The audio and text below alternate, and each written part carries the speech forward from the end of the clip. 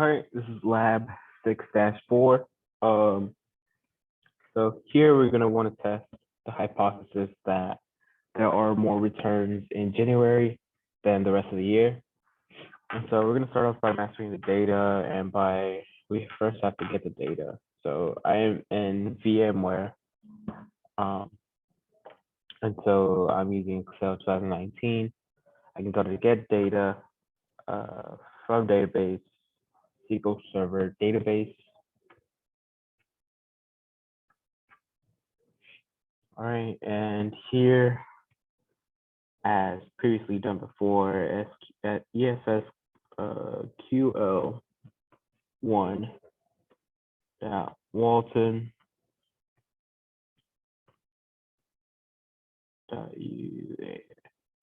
University of Arkansas .edu database wcub underscore Dillards. We want to hit the advanced option, and here I'm gonna bring in the code from the textbook. All right, I now have the code from the textbook. So we're selecting the transaction date, the transaction type. We're summing the transaction amount, and we're going to rename it amount. We're pulling this from grouping by transaction date and transaction type, and ordering by transaction date. Okay, let me try and pull this up a little bit. Making sure everything looks good. Hit OK. Okay. Use my current credentials.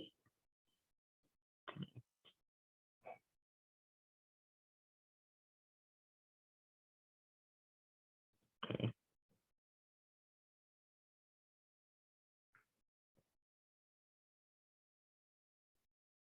All right. So looks like we did get the transaction date, transaction type, and the amount, or our newly created column amount. We can go ahead and click load.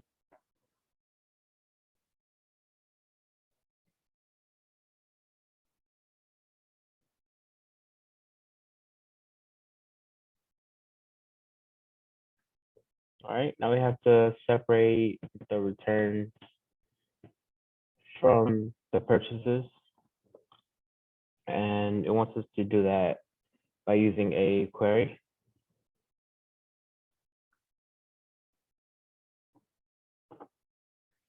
So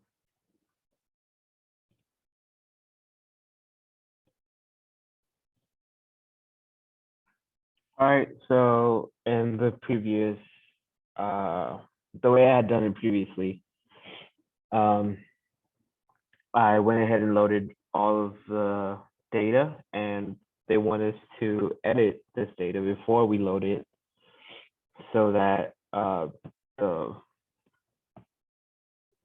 transaction types are separated.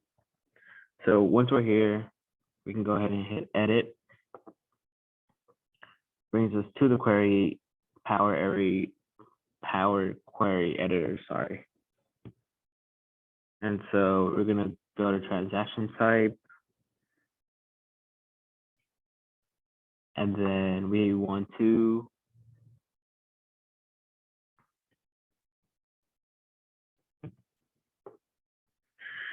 need to go to transform. We need pivot column.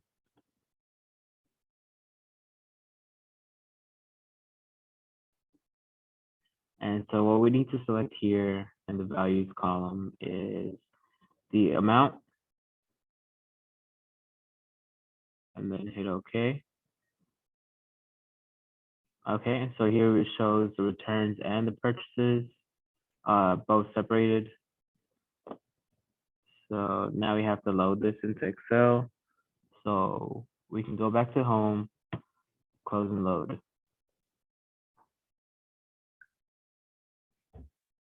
All right, and we're going to see how many rows we have. We have 1,014, and that is what the textbook suggests we should have as well. So our data is complete. Now we want to make this data into a pivot table.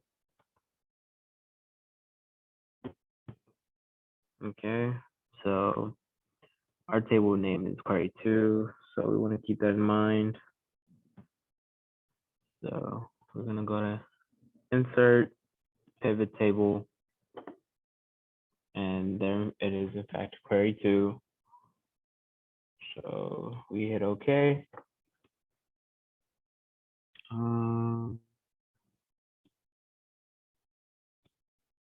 We need our power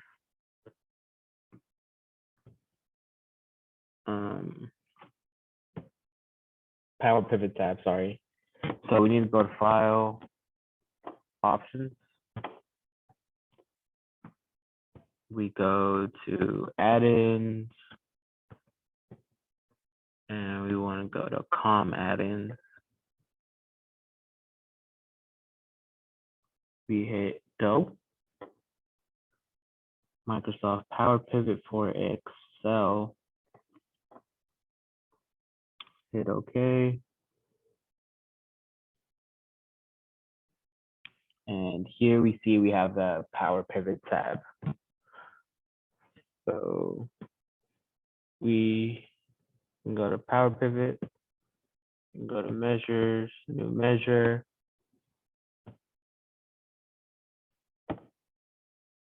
Okay, so it says you do not have a model, or the model is empty.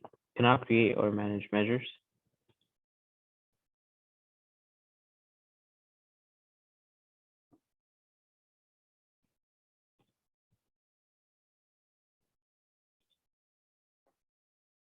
All right, so now I'm back on track. I have query 1 and query 2 on this pivot table fields little section. And so in measure name, we want to put returns over purchases. So we can just go ahead and name it R/P. And we have to type in the formula really quick. So query 2 R. We want to close that parentheses. And we want to divide that by the sum of query 2P. So open parentheses, query 2P. Close off that. And so category general should be fine. Go ahead and hit OK.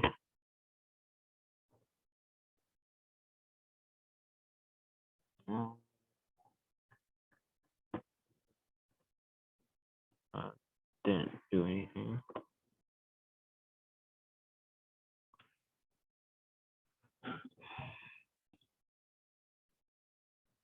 Okay, so I realized I didn't put the sum function here, and so that's why I think it wasn't coming up. So now we can hit OK, and my Excel just crashed.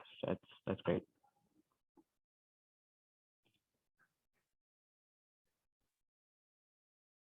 Right, I was finally able to get back to where I was, and this time I was able to get the output we wanted with the returns over purchases. And so with our pivot table, we want to expand query 2, and we have this R/P in our pivot table function or field. And so that's been updated. So our R over P is in values. So that's correct. So we want transaction date as a filter.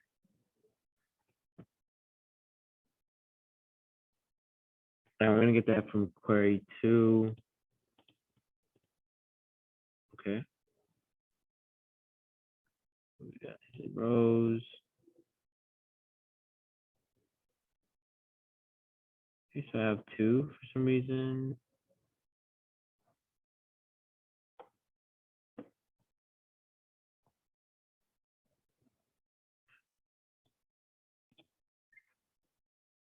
All right, so I had a few transaction date within the rows. And so I had quarter and year, which I went ahead and deleted from the rows. And then I also had this month, which is the one we wanted within the filters box. And so now we have what we need. And so the next step would be to filter by, or just get the January. And so we want to hit this. Whoa. See if I select here, and then uncheck all of them and just check January, hit OK. And it looks like now we just have all January. Yeah, all of the January dates.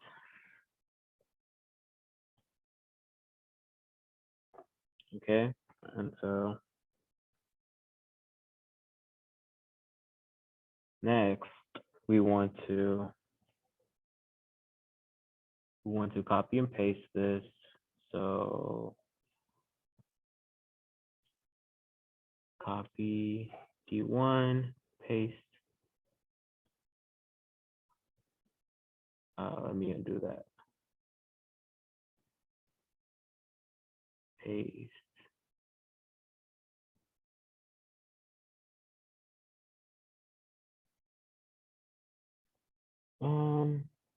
Please don't crash again. Okay. All right. It's back.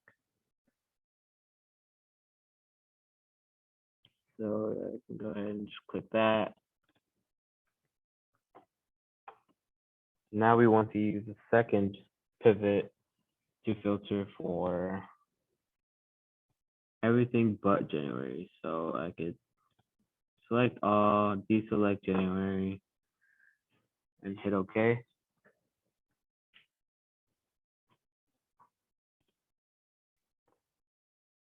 All right, so now we want to go ahead and rename this January.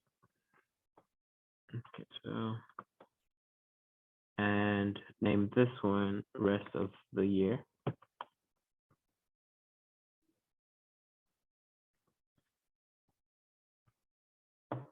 All right.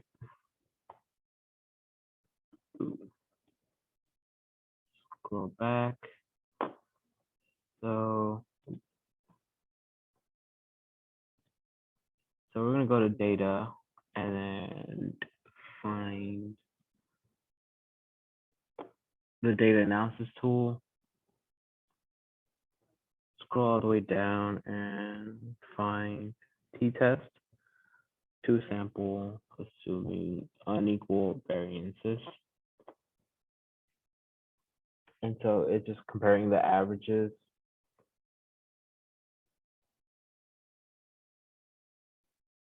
for January and then also comparing it against the rest of the year.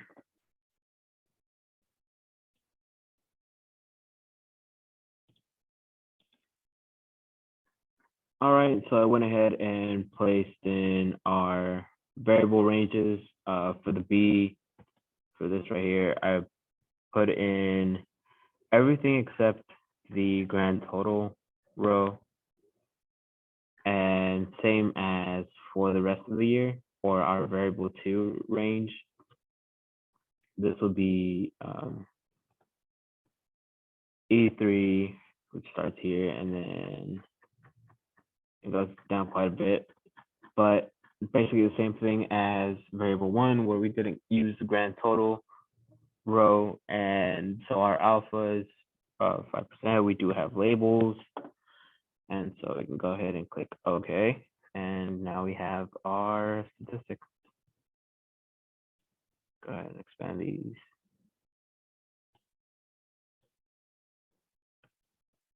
Okay.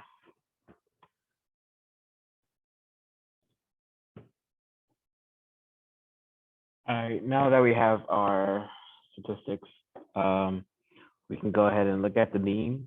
And our textbook tells us to look at the p-values. And so looking at those, we see that they are below, yeah, they're definitely below the significance level, or below 0. And t-stat is also significant. We just have to ignore the negative sign. The mean for January is definitely higher than the rest of the year. And so based off of that, we could definitely conclude that returns in January are higher than the rest of the year. And it's mostly because of Christmas.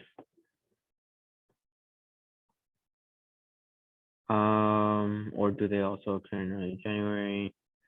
I think most of the returns are definitely from Christmas. Just people getting oversized gifts that aren't really liked, and so they just return them to get something else. How would you modify your test to take this into account? Maybe you could look at let's see, because we looked at, we could also like include like the date. I mean, this is transaction date, is not. That's probably returned.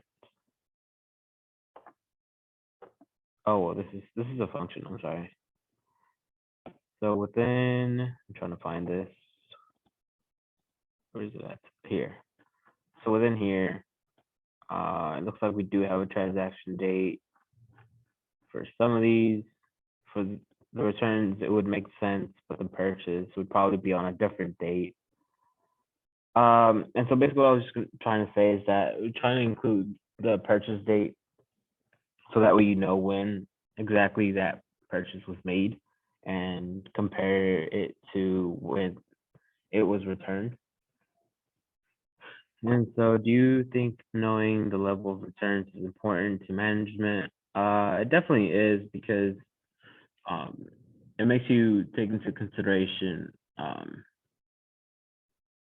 of like take into consideration that